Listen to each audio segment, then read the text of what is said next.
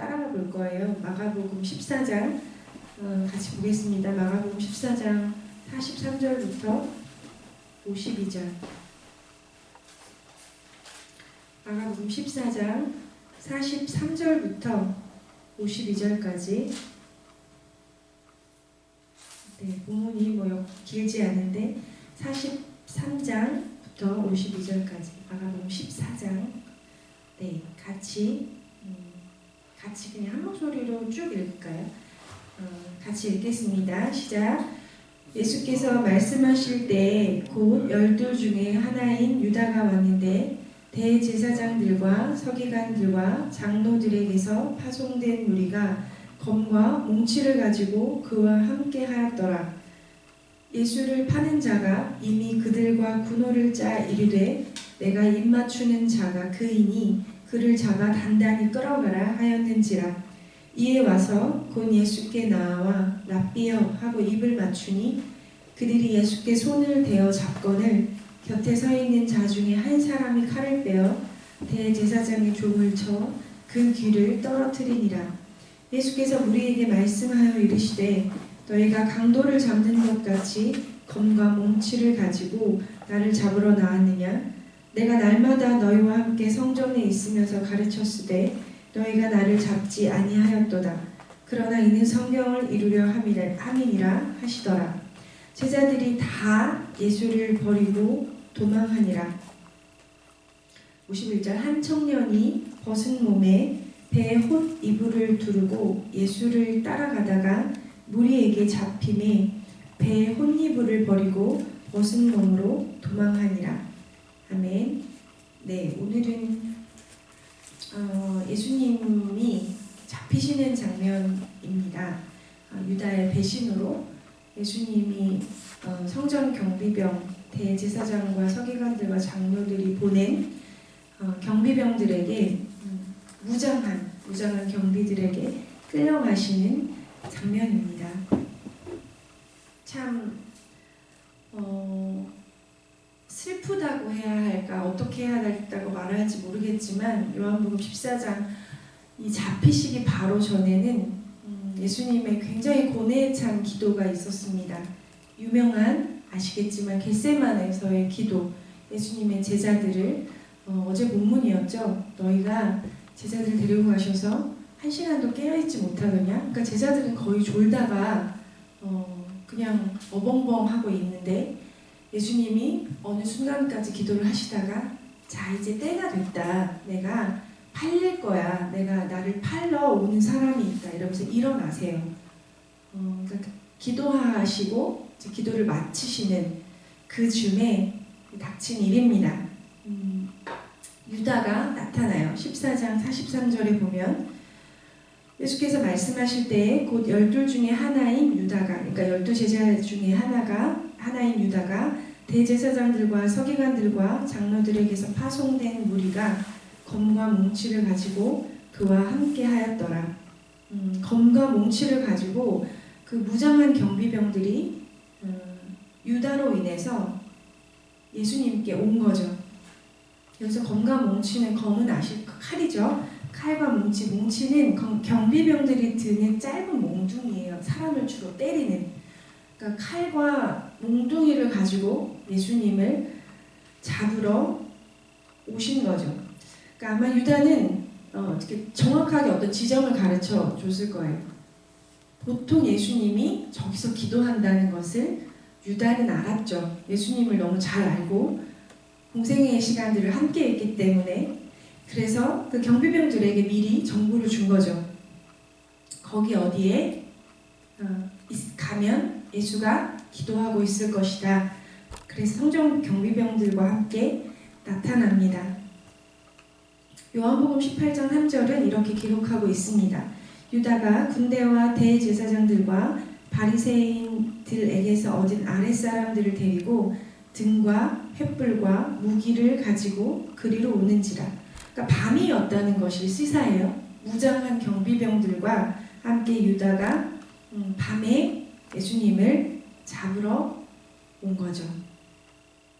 그리고 군호를 짜서 그들하고 미리 입을 맞춥니다.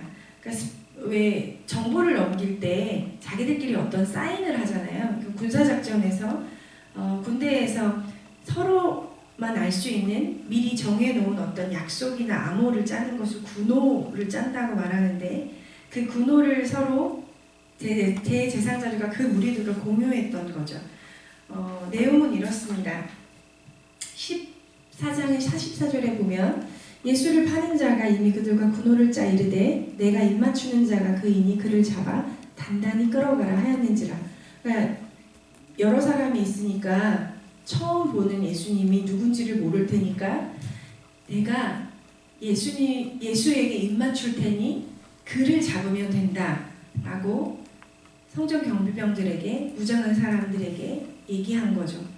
보통 뭐 인사이기도 한데, 그쪽 문화권에서 입을 맞추는 것이 인사이기도 한데, 보통 랍비어 하면서 입을 맞출 때는 그게 사랑과 존경의 표현인데, 이제 그게 배신의 시그널이 된 거죠. 예수를 팔아넘기는 첫 신호. 입을 맞추면 그를 잡으면 된다. 사랑과 존경의 메시지였던, 사랑과 존경의 표현이었던 그 인사는 배신의 시그널이 되었던 것이죠.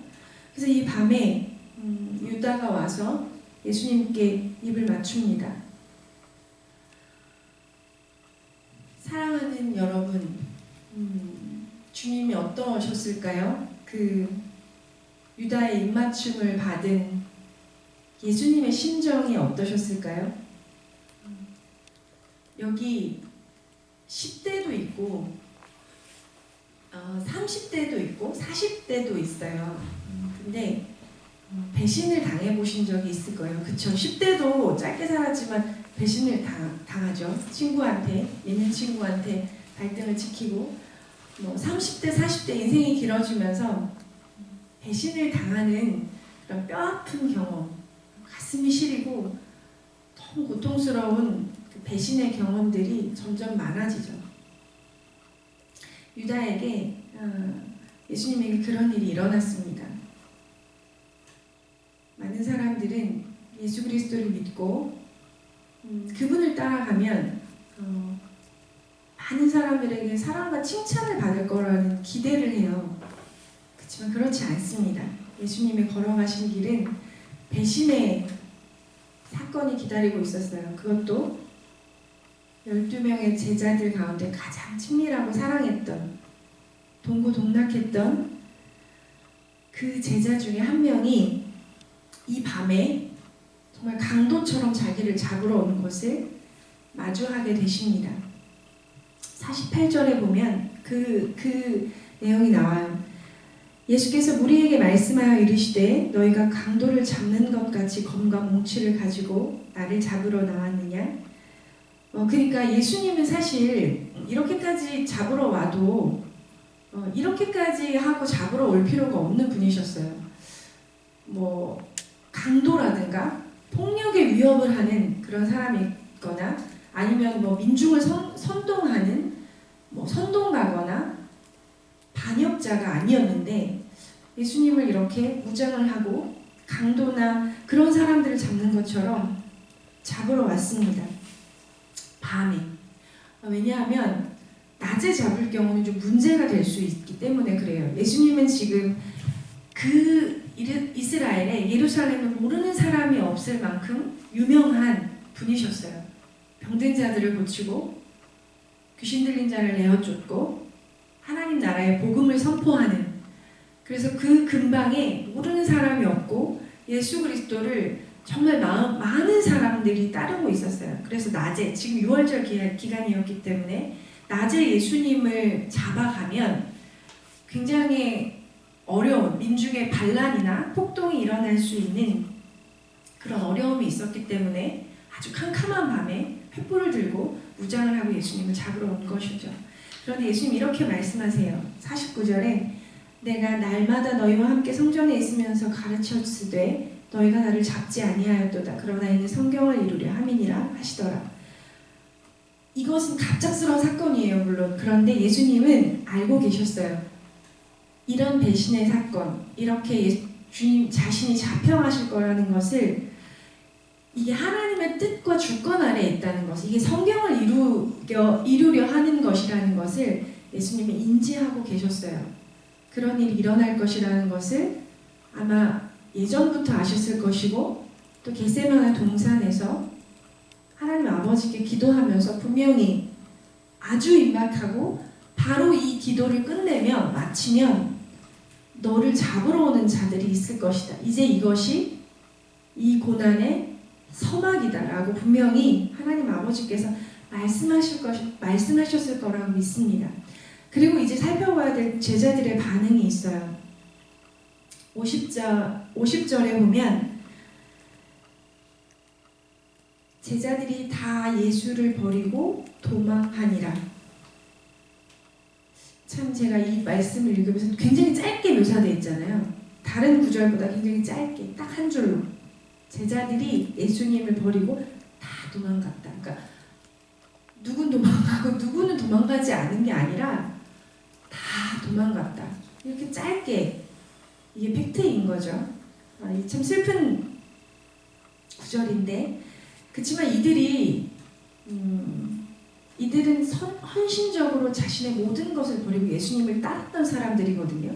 마가복음 1장 18절 20절을 보면 처음 부르심을 받은 그 장면이 나옵니다. 곧 그물을 버려두고 따르니라. 조금 더 가시다가 세베대의 아들 야고보와 그 형제 요한을 보시니 그들도 배에 있어 그물을 깁는데 곧 부르시니 그 아버지 세베대를 품꾼과 함께 배에 버려두고 예수를 따르니라. 야고보와 요한을 부르시는 장면인데 그물까지, 그러니까 자신의 생업까지 버리고 예수님을 따라 나서는 장면입니다. 그런데 그러던 제자들이 50절에 아주 심플하게 표현되어 있는데, 제자들이 다 예수를 버리고 도망하였다고 기록하고 있습니다. 참 슬픈 날이죠. 참 슬프고 잔인한 밤입니다. 참 고통스러운 배신의 날인데 제자들이 그렇게 도망간 그 날이죠. 근데 그 후에 51절, 52절이 약간 첨가된 기록처럼 마가복음에만 나오는 등장인물이 있습니다. 다른 복음서에서는 이 사람의 얘기를 직접 다루지 않았어요. 다른 복음서에서는 물론 예수님을 다 버렸다, 다 버리고 도망갔다라는 기록은 다 중요하게 다루고 있는데 그냥 거기까지예요. 이렇게 나오는 사람이 없는데 51절에 보면 한 청년이 나옵니다. 51절 우리 같이 읽어볼까요? 같이 읽어봅시다. 한 청년이 벗은 몸에 배에 혼니불을 두르고 예수를 따라가다가 무리에게 잡히매 배에 혼니불을 버리고 벗은 몸으로 도망하니라. 이게 한 청년이 나와요. 근데 언뜻 보면 굉장히 기괴하고 이상하죠. 갑자기 한 청년이 나오는데 벗었대요. 몸을. 벗은 몸에 배 혼니불을 두르고 있는, 그러니까 되게 이상한 지금 장면인데 배 혼니불을 두르고 있다가 근데 예수님을 따라가다가 그 경비병 무리에게 잡힌 거예요. 넌 누구냐 했겠죠. 넌 누구니 예수 따라가냐 해서 잡힌 거예요. 그러니까 배 혼니불 자체를 버리고 벗은 몸으로 도망친 거예요. 그래서 저는 참 이 사람이 누군가 그래서 이렇게 찾아보니까 그러니까 이 사람이 누구다라고 이렇게 정확하게 말하기는 어려운데 많은 후대 학자들이 이 사람이 누구인가를 당연히 궁금했겠죠. 그래서 가장 유력한 설은 이 청년은 마가일 것이다. 이게 마가복음이거든요. 그리고 마가복음이 제일 먼저 쓰여졌어요. 마가가 제일 먼저 이 복음서를 완성했어요. 배 혼니불은 그 당시에 좀 부유한 사람들이 입는 겉옷이었대요. 아시겠지만 이스라엘은 겉옷과 이불이 사실 동일하거든요. 이렇게 몸에 말고 있다가 그쪽 동네는 기온차가 굉장히 심하잖아요. 그 겉옷을 다시 이불로 덮고 자요. 배도이불은 꽤 비싼, 그래서 부유한 사람들이 입는 겉옷입니다. 마가는 부유한 사람이었어요. 이스라엘에 정말 여기 계신 분들과 함께 언젠가 꼭 가보고 싶은데 예루살렘에 주거지가 있어요. 예루살렘은 이렇게 점점점 높아지거든요. 우리는 달동네라 그래서 우리나라는 높은 지역으로 올라갈수록 살기가 안 좋고 가난한 동네인데 예루살렘은 그렇지 않아요. 예루살렘은 점점 높은 지대로 좀 올라갈수록 고급 주택 지역이에요. 부유한 사람들이 사는 곳입니다. 그래서 마가의 다락방 기억하시죠? 예수님이 죽으시고 부활하시고 승천하시고 나서 마가의 다락방에서 수많은 사람, 70명 사람들이, 120명의 사람들이 모여서 기도하잖아요. 그 마가의 다락방의 주인, 마가의 다락방을 실제로 가본 적이 있어요. 마가의 집터에 마가의 그 집을 그대로 그 당시의 집을 재현해 놓은, 그대로 지어 놓은 그 집터를 간 적이 있습니다. 대제사장, 웬만한 정치 지도자나 종교 지도자보다 더 높은 곳에 마가의 집이 있었고, 마가의 다락방 우리는 예매할 거라고 생각하는데 아니에요.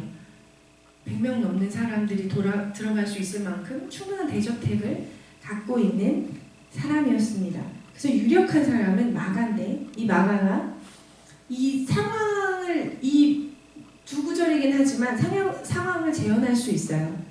분명히 아주 급하게 마가는 예수님이 잡히셨다는 소식을 들었을 거예요. 그러니까 옷을 다 이렇게 제대로 입을 시간이 없었던 거죠. 너무 긴박하고 너무 갑작스러운 소식을 들어서 그냥 거의 벗은 몸에 그 배 혼입을 대충 걸치고 뛰쳐나온 거예요. 예수님이 잡히셨다고? 그러면서 예수님이 어떻게 잡히시는지를 보고 따라갑니다. 근데 성전 경비병들이 넌 뭐야 했겠죠. 너는 뭔데 예수를 따라가? 그러자 배옷이불을 벗고 도망친 거죠. 마가는 되게 열정적이고 헌신적인 청년이었어. 부유했을 뿐만 아니라 분명 굉장히 열정적이고 헌신적인 청년이었을 거예요. 그리고 예수님이 마가 인생에 굉장히 중요한 사람이었던 것도 사실이었을 거예요. 별 상관없는, 중요하지 않는 사람이 잡혀간다고 해서 그렇게 거의 뭐 반 벗은 몸으로 정신 나간 사람처럼 쫓아오지 않잖아요. 근데 마가는 아마 예수님을 굉장히 중요하게 여기고 예수님을 알고 예수님을 따라다녔던 사람이었어요. 근데 여기까지 어떤 거죠? 베드로의 슬픈 배신의 장면이 다 복음서에 나오는데 마가도 그랬던 거죠. 마가라고 추정되는 사람도 그랬던 거죠. 넌 누구야? 해서 예수님과 함께 도매금으로 넘겨줄까 봐. 예수님은 사실 가장 잔인한, 로마인에게는 보통 처벌하지 않은 십자가 처형이 너무너무 잔인하고 고통스러워서 로마 시민권을 가진 사람들은 사실 그런 방식으로 처형하지도 않았던, 그러니까 정말 살인자 강도이거나 아니면 그 민족의 반역자, 정권의 반역을 한 사람만 처벌하는 방식으로 예수님 죽게 되는데, 당연히 예수님과 같이 엮이게 되면 엄청난 어려움을 겪게 되겠죠. 굉장한 위험, 예수님을 따랐다는 것만으로도, 그래요 나는 예수님의 제자입니다 라고 말하는 것만으로도 같이 죽을 수 있는, 같이 위험에 처하는 그런 상황이었겠죠. 그래서 예수님의 제자들 뿐만 아니라 이 마가도 도망쳤습니다. 그러니까 참 안타까운 것, 여기까지였다는 것이 참 안타까워요. 우리 많은 사람들이 예수님 좋아요, 예수님 사랑합니다, 예수님 나의 구주세요, 나의 위로자 되시고 나의 친구세요 라고 고백하는, 평상시에 그렇게 고백하는 사람들이 아주 많이 있어요. 그런데 이 결정적 순간이 있어요. 어떤 순간에 예수님, 나는 정말 예수님을 믿어요, 나는 예수님의 사람입니다, 어떤 손해가 있어도, 내가 위험에 처해진다 하더라도, 내가 고통을 당하거나 엄청난 불이익을 감수해야 될 생명의 위협을 느끼더라도, 내가 사회적으로 고립되거나 매장되더라도, 그래요 나는 예수를 믿어요, 이것은 결정적인 믿음인데 이슬람권에 있는 많은 사람들은 그런 압박을 마주하죠. 많은 손해를 감수해야 하고 많은 위기와 위협을 당하게 되는, 그런데 마가와 이 열정적으로 주님을 정말 급히 주님을 이렇게 배 혼니부를 걸치고 쫓아왔던 이 사람은 십자가까지는 갈 수 없었던 것입니다. 좋을 땐 좋은데 십자가의 순환을, 십자가에 달리신 예수 그리스도의 그 길까지는 따라갈 수 없었던 것이죠. 사랑하는 여러분, 예수님이 우리를 도와주시고 우리를 구원해 주시고 우리를 때를 따라 위로해 주시고 좋으시죠? 그런데 매 순간 이런 순간이 오시는 것 같진 않아요. 우리가 북한 이런 데서 살지 않는 한은. 그런데 결정적 순간들이 있어요. 어떤 것을 감수하고라도 예수님, 내가 예수님을 따릅니다. 예수님의 사람입니다. 그 십자가 같이 질게요. 예수님을 따르게 될 때 오는 많은 번거로움, 많은 압박, 시간적, 영적, 경제적 압박 상당히 있어요. 없다고 말하고 싶지 않습니다. 구원에 이르는 길은 아주 값비싼 값지불을 하셔야 해요. 십자가까지 따라갈 수 없었던 제자들과 이 한 청년, 아가, 이들의 모습을 보면서 어떠십니까? 정죄가 되십니까? 뭐 이렇게 비겁해? 뭐 이렇게 비열해? 이런 마음이 드십니까? 저는 이 말씀을 읽으면서 점점 이들의 문제만이 아니고 그때 2000년 전에 예수님을 따랐던 그 예수님의 제자들만 그랬던 건 아니고 이거는 우리가 갖고 있는 어떤 인간성의 한 단면이다 라는 마음이 들어서 굉장히 마음이 무거워요. 기도하고 싶습니다. 우리가 이 고난주간에 예수님의 이 발자취를 묵상하는 이유는 그분이 가신 길을 이해하고 그분이 가신 길을 우리도 함께 가기 위함입니다. 결정적 믿음, 우리 같이 좀 기도할까요? 주님, 어느 때에 그렇게 결정적인 믿음을 주님이 요구하실지 모르겠어요. 매일매일 요구하시지는 않는데 분명한 건 매일매일은 주님과 동행하며 친구 되신 주님, 도우시는 주님을 의지하며 살아가는데 어느 순간에 결정적인 믿음을 요구하실 때가 있는데 십자가를 같이 지겠느냐? 네가 나와 함께 고난을 당하는 길에 참여하겠느냐? 물으시는 순간들이 있는데 우리 좀 같이 기도하고 싶습니다. 주님, 십자가를 지기까지 주님을 따라갈 수 있는 결정적인 믿음을 저희에게 주십시오. 우리의 힘으로 할 수 없는데, 우리 인간성으로 할 수 없는데, 인간성이라는 것은 다 이기적이니까 할 수 없는데 성령님, 이 시간 우리를 붙들어 주십시오. 주님의 길로 우리를 인도하시고 주님의 길을 따라갈 수 있는 은혜를 주시고 세상 사람들은 바보 같다고 말하는, 어리석다고 말하는 그 길이 정말 어떤 길인지 하나님께서 깨닫게 하여 주십시오. 이 시간 좀 우리 같이 믿음을 구하며 기도하고 싶습니다. 기도하겠습니다. 네, 주님, 그렇습니다. 십자가까지 걸어갈 수 있는 믿음의 사람들이 되기를 원합니다. 하나님, 그 결정적 믿음을 가진 자가 되기를 원합니다. 그래서 하나님, 주님과 함께 그 십자가의 고난의 길도 걸어가서 영광과 부활의 기쁨도 함께 누리기를 원합니다. 하나님, 우리가 마가와 같습니다. 하나님, 우리가 베드로와 같습니다. 요한과 같습니다. 좋을 때는 좋지만 어려움이 닥칠 때 주님을 온전히 따라가지 않는 수많은 순간들이 있었습니다. 주님을 회개합니다. 용서하여 주십시오. 우리 뜻대로 되지 않으면 화가 나며 이기적으로 하나님 누군가를 섬기라 하면 쉽게 낙심하며 실증을 내는 우리 모습을 바라봅니다. 주님, 용서하여 주십시오. 예수님, 그날 밤에 얼마나 답답하셨습니까? 주님, 그날 밤에 얼마나 슬프셨습니까? 이 모든 것들을 아신다 하더라도 하나님 사랑하는 그 제자들의 배신, 주님, 주께서 얼마나 고통스러우셨습니까? 주님, 그러나 주님께서 흔들림 없이 하나님의 주권을 인정하며 이 모든 것이 성경을 이루려 함이라 말씀하신 것을 주님 다시 한번 기억합니다. 이것이 우발적으로 일어난 사건이 아니라 하나님 우리를 구하시기 위한 하나님 아버지의